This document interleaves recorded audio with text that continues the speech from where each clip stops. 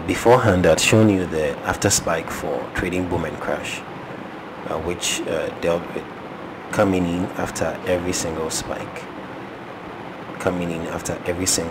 to take profit, and at times you're caught by a double spike, hence recording losses.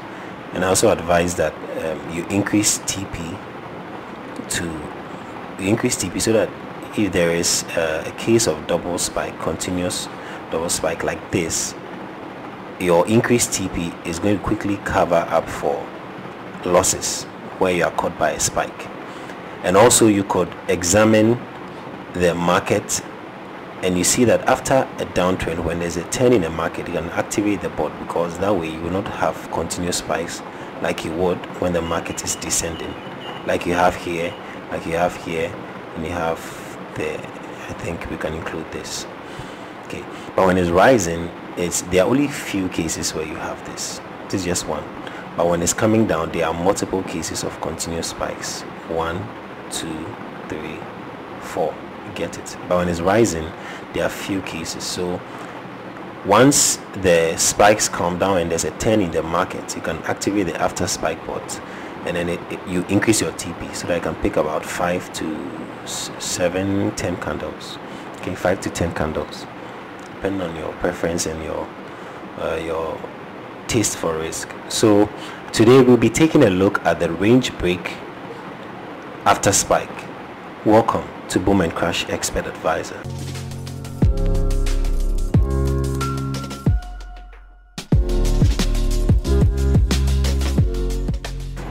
So for this, what we do is you realize that after every spike we have, or after every range break, which is signified by a spike, we have the market moving in the opposite direction. Immediately there's a spike, it moves in the opposite direction, and then we have it ranging, hitting resistance and support until there's another break or another spike. The same thing here, we have a spike here. So in as much as this bot is going to make profit, there's also a downside to it. I think later on they included it in range break because they realized if they didn't do that, people are going to really make serious money out of the range break market. So first of all, I'll drag my range break after spike, the RB after spike. I'll check my algo trading, go to inputs, and then this is for sell. The first portion, the lot size, stop loss pips, and take profit pips, these are for the sell positions, and this is for buy. So go with 0.2, take profit of 100 pips. Now there are two downsides to this whole system. Let me turn on my algo trading and wait for a range break. So this is on and this is on. Now the downside is this. First of all, the way the market ranges is not always equal. The pips that ranges, or how do I even say it? When it comes to the pips ranging in heights, they are not the same level of pips. I think that's how best I can say it. For instance, from here to here, we might have about 25 pips. Okay, but if you come to another place, another range here, now there's a perfect setting.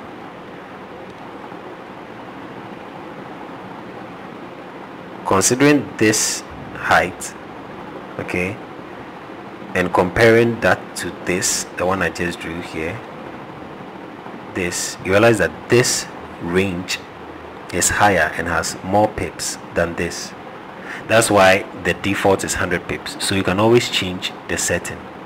Okay, so it will not always have equal pips. The ranges will be different. So that's one downside. And number two is, in as much as you can capture all these things when the market spikes, this is the second downside to it, where you have a double spike. So what the bot is supposed to do is, when there is a spike like this, is going to sell.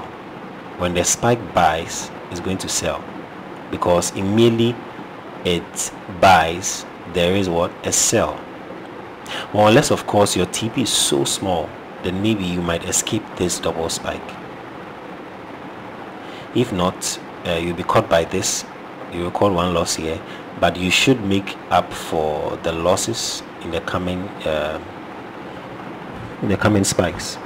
So if there's a sell spike, the bot is going to buy and pick profits, because wherever the spike ends when it sells is the support, and wherever the spike ends when it buys is the resistance.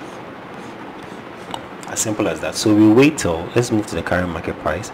We wait till the range breaks or there's a spike, and then we see what the bot does.